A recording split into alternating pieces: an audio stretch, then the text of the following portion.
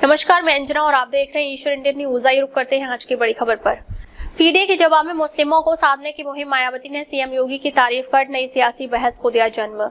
लोकसभा चुनाव में सपा की पीडीए से चोट खाने के बाद बसपा ने मुस्लिम वोट बैंक को अपने पाले में लाने की मुहिम तेज कर दी है। बसपा संस्थापक कांशीराम के परिनिर्वाण दिवस पर बृहस्पतिवार को राजधानी में हुई रैली में पार्टी सुप्रीमो मायावती ने अल्पसंख्यकों, खासकर मुस्लिमों का विकास न होने व जानमाल का खतरा होने की बात कहकर उन्हें पार्टी से जोड़ने का प्रयास किया।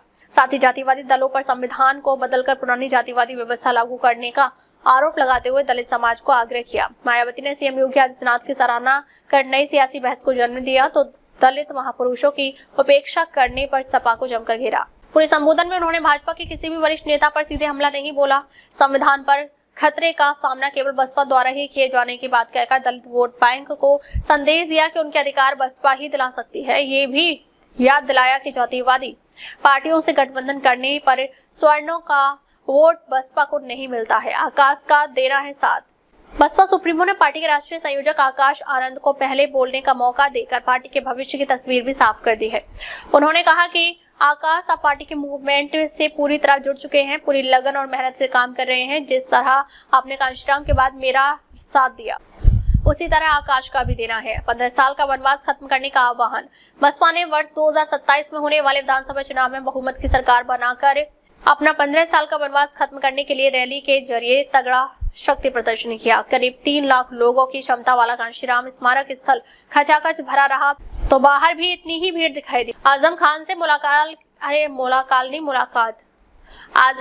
मुलाकात की अटकल को अफवाह बताया। बसपा संस्थापक कांशीराम के परिनिर्वाण दिवस पर आयोजित रैली में मायावती ने सपा के वरिष्ठ नेता आजम खान के बसपा में शामिल होने की अफवाहों पर भी विराम लगा दिया। मायावती ने कहा कि मैं किसी से छिपकर नहीं, खुलेआम मिलती हूँ। दूसरे दलों के नेता ऐसी अफवाहें फैला रहे हैं। ऐसा 2017 में भी हुआ था, लेकिन पार्टी के लोग गुमराह नहीं हुए थे। बसपा प्रमुख ने ईवीएम में धांधली का आरोप भी लगाया।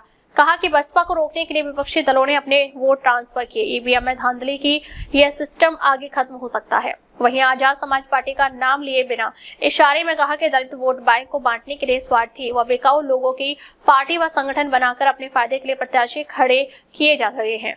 एक आध को जितवा भी देते हैं। दोस्ती या रिश्ते में पकड़कर अपना वोट बर्बाद नहीं करना है। वहीं पहलगाम की घटना पर कहा कि पर्याप्त सुरक्षा प्रबंध कर इसे रोका जा सकता है। अमेरिकी टैरिफ को लेकर भी केंद्र सरकार को सतर्क रहना होगा। देश को आत्मनिर्भर बनाने की कवायद हवाई नहीं होनी चाहिए। अब तक ले बस इतना ही। फिर मिलते हैं एक ऐसी ही बड़ी खबर के साथ। तब तक नमस्कार और देखते रहिए ईश्वर इंडियन न्यूज।